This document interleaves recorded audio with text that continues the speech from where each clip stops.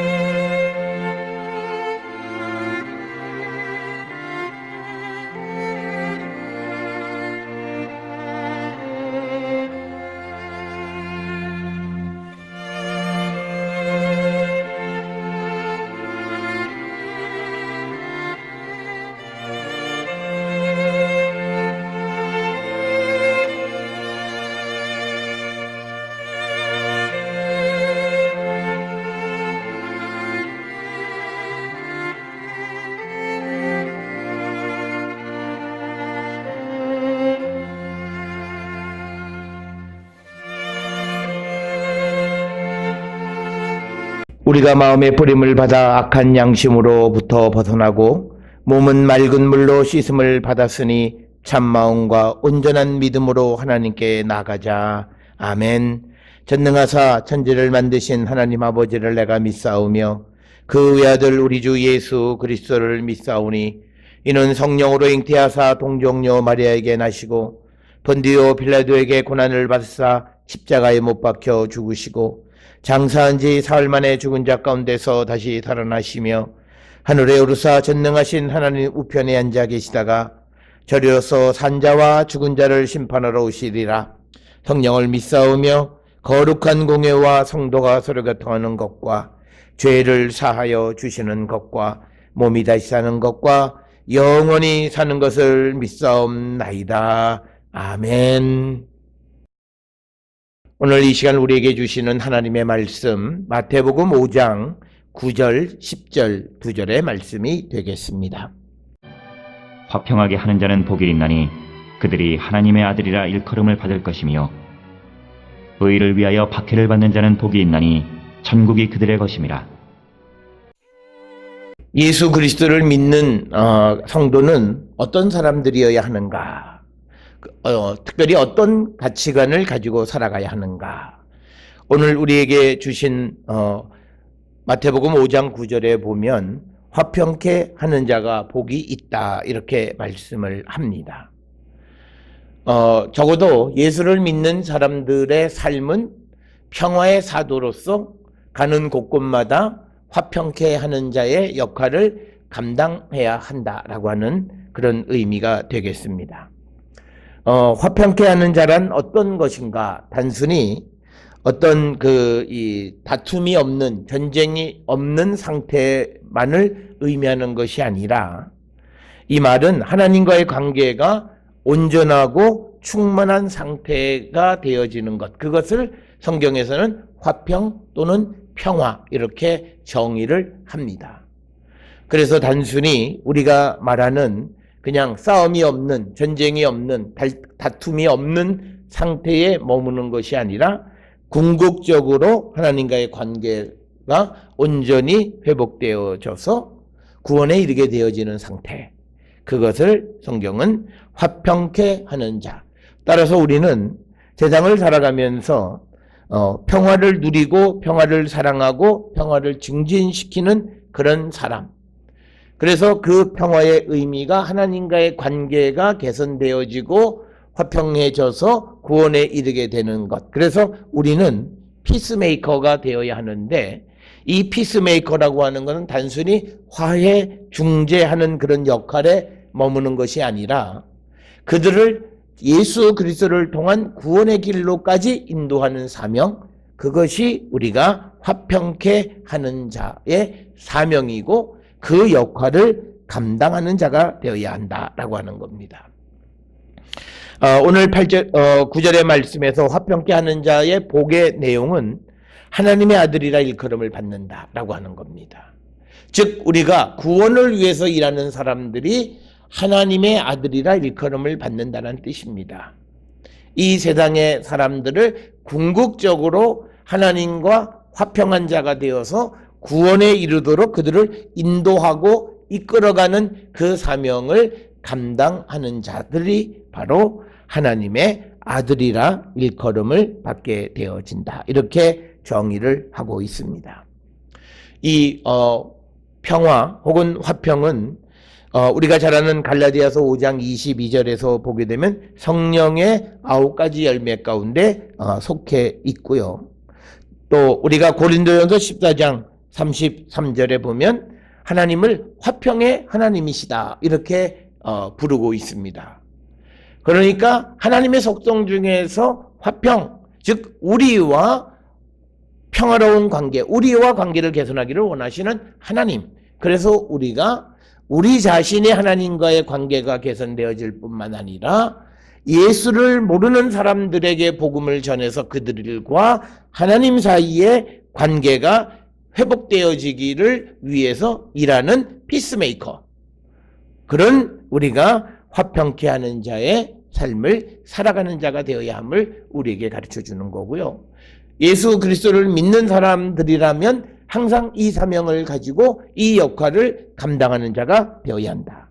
단순히 싸우거나 다툼이 없는 그것에서 멈추는 것이 아니라 그들을 하나님께로 인도해서 구원에 이르게 되도록 우리가 이끌어가는 그 역할이다라고 하는 거죠. 우리가 잘 아는 골로새서 1장 20절에 의하면 그리스도의 십자가의 피로 화평을 이룬다는 거죠. 그러니까 화평이 그리스도의 보혈을 통해서 되어진다라고 하는 말은 바로 우리가 하나님과 화평한다라고 하는 그 화평은 우리의 구원을 의미한다라는 것을 우리에게 골로새서 1장 20절에서 말씀해 주고 있습니다. 성경을 통해서 보면 성부, 성자, 성령의 본성은 전부 다 화평이고 평화입니다. 그렇기 때문에 우리가 평화를 만드는 자가 되어질 때, 평화를 위해서 일하는 자가 되어질 때 우리는 하나님의 아들이 되는 것은 어찌 보면 너무나 당연한 이치가 아닌가 생각을 합니다.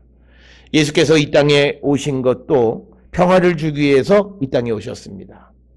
우리가 하늘엔 영광, 땅에는 평화라고 하는 우리가 예수 그리스도가 이 땅에 오신 사건에 대한 아주 함축적인 단어, 하늘엔 영광, 땅에는 평화라는 그 말 속에서도 예수님은 이 땅에 피스메이커로서 이 땅에 오셔서 피스메이커의 역할을 감당하셨고, 그리고 오늘날 제자들을 다시 피스메이커로 세상에 보내셨고, 우리가 그 보냄을 받은 바로 오늘 주시는 화평케 하는 자의 삶을 우리가 살 때 우리는 하나님의 아들이라 일컬음을 받게 된다. 그래서 우리는 화평을 위해서, 궁극적인 하나님 주시는 구원을 위해서 일하는 자가 되고 쓰임받는 자가 되어야 할 줄 믿습니다. 또 오늘 10절에 보면 의를 위해서 박해를 받는 자는 복이 있나니 천국이 그들의 것이다, 이렇게 기록을 하고 있습니다. 여기서 말씀하는 의라고 하는 것은 도덕적이고 윤리적인 개념의 의보다도 더 깊은 하나님의 구원의 의를 의미하는 겁니다. 그러니까 내가 의인, 또 무슨 열사, 이런 개념의 그 의인이 아니라 하나님의 구원의 의를 우리가 그것을 위해서 일하는 자. 이 말은 우리가 그리스도를 위해서, 하나님을 위해서 박해받는 자란 의미와도 같은 거예요. 의를 위해서 박해받는 자, 그리스도를 위해서 박해받는 자, 복음을 위해서 박해받는 자, 그들이 복이 있는데 천국이 그들의 것이다, 이렇게 말씀을 하고 있습니다. 오늘날 우리가 세상을 살아가는 사람들의 대부분은 자기가 지은 죄 때문에 박해를 받는 경우들이 많아요. 그런데 오늘 주시는 이 본문에서 하나님의 의, 즉 우리가 그리스도를 위해서, 복음을 위해서 일하다 박해를 받는 자들이 천국을 소유하게 될 것이다, 이렇게 말씀을 하고 있습니다. 우리가 세상을 살아가면서 남을 위해서 박해를 당한다라고 하는 건 그렇게 쉽지가 않습니다. 그런데 오늘 주시는 그리스도를 위해서, 다른 사람을 위해서 박해를 받는 그런 삶을 살라고 우리에게 요청하시는 거예요. 그래서 우리는 우리 주변에 있는 어려운 이웃들을 위한 구체적인 도움의 손길을 제공해주고, 또 그것 때문에 우리가 어떤 어려움을 당하고 또 박해를 받을지라도 그렇게 되어질 때 우리에게 천국이 우리의 것이 되어진다라고 하는 이 말씀을 우리가 기억하면서 우리는 우리 주변에 있는 어려운 이웃들의 소리에 귀를 닫으면 안 됩니다. 그래서 우리는 그 어려운 이웃들의 그 소리를 들을 줄 알아야 되고, 그 어려운 이웃들의 소리를 듣는 게 어쩌면 하나님의 음성을 듣는 것과도 같은 것이다 이야기할 수 있을 것입니다. 우리가 오늘 주시는 본문의 말씀에 의를 위해서 박해를 받는 자는 복이 있나니 천국이 그들의 것입니다 라고 하는 것. 그래서 우리는 복음을 위해서, 그리스도를 위해서 우리는 어려움을 당하게 되어줄 수 있음을 우리는 꼭 기억을 하셔야 됩니다. 특별히 우리가 예레미야 선지자나 사도 바울은 복음을 전하거나 하나님의 말씀을 전하다가 옥에 갇히기도 했고, 그리고 모진 박해를 당했던 것을 우리는 성경을 통해서 압니다. 성경은 이런 자들이 복되다 말을 합니다. 그리스도를 위한 삶. 그런데 그 그리스도를 위한 삶이라는 것이 곧 이웃을 위한 삶과도 같은 것입니다. 왜냐하면 예수께서 지극히 작은 소자에게 한 것이 내게 한 것이다. 그래서 앞에서 말씀을 드렸듯이 우리가 어려운 이웃들의 소리에 귀를 기울이고 그 소리를 들을 줄 아는 것이 어쩌면 하나님의 음성을 듣는 것과도 같은 것이다.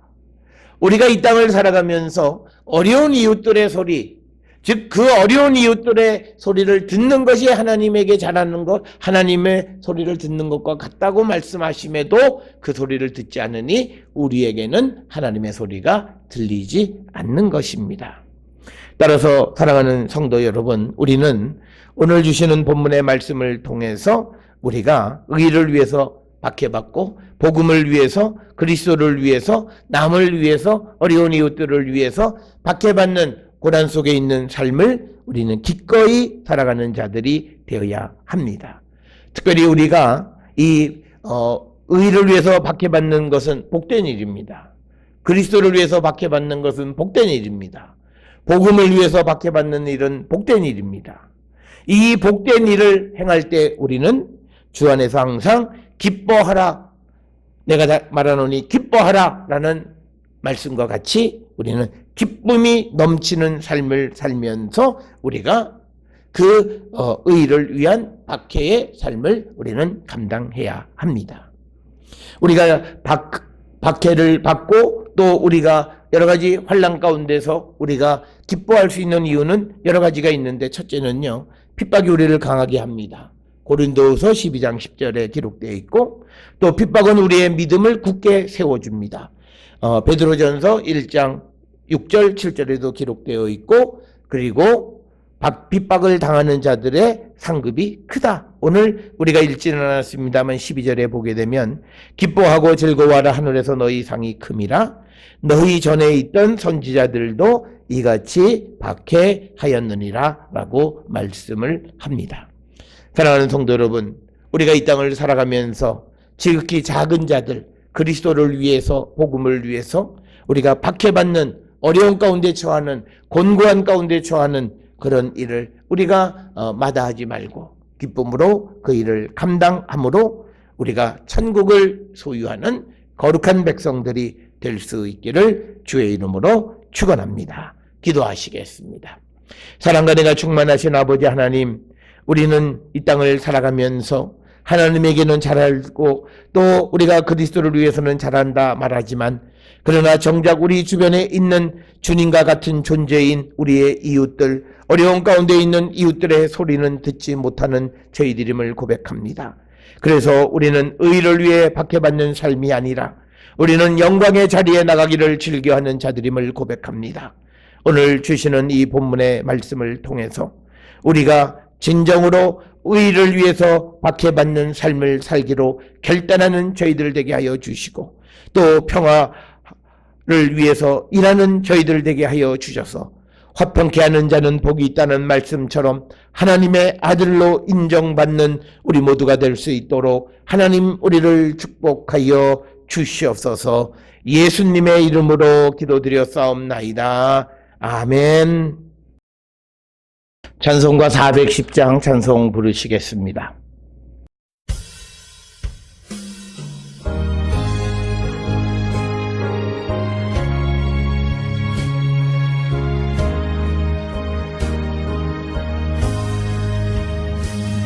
내 맘에 한돌에 있어 나 즐겁게 늘 부르네. 이 노래를 부를 때에 큰 평화 임하도다. 평화 하나님 주신 선물, 그 놀라운 주의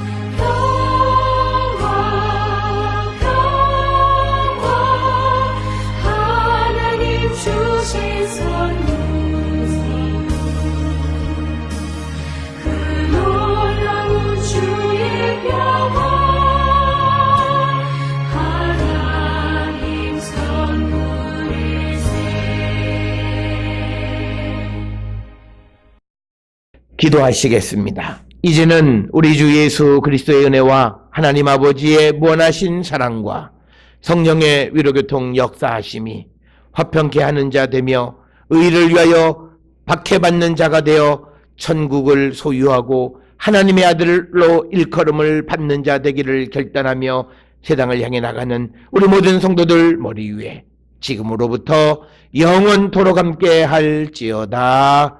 아멘. 주 너를 지키시고 그 얼굴을 내게 돌리시고